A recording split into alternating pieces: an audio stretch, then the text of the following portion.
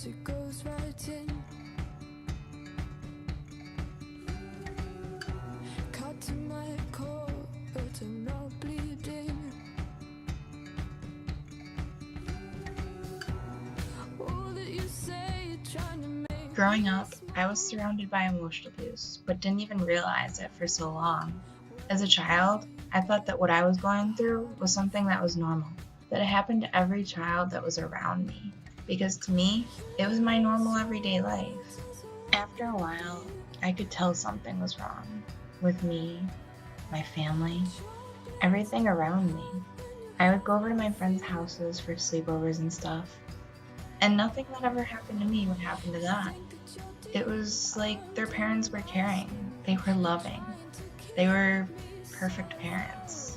Well, I mean, not perfect because no one's really ever perfect, but to me it was because it was what I had always wanted it to be. For a whole 19 years of my life, I was in an emotionally abusive household. Every day, my parents would call me horrendous names, every name in the book, screaming at me, criticizing me about my weight. It never came off, no matter how hard I tried. My mother was a cruel woman. I guess some could just say she was a sad woman, but she always blamed me for her never being able to have any children after me. She always said it was my fault, and she wished I was never born. Sometimes, I even thought she was right. I thought maybe everyone would be better if I was just gone. My father, on the other hand, had the tendency to deny, minimize, and invalidate any emotions that I had.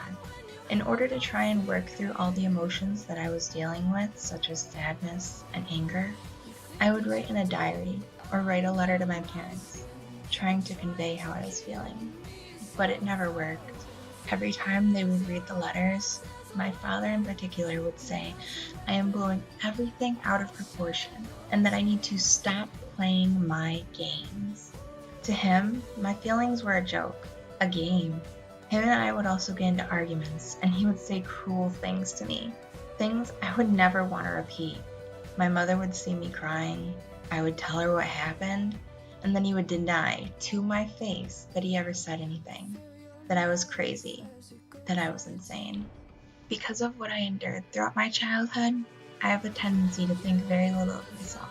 I am very self-conscious and have little to no self-confidence.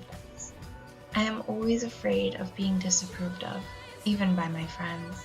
So I tend to spoil them, getting them everything they need or want, hoping they will like me, even though I already know they do.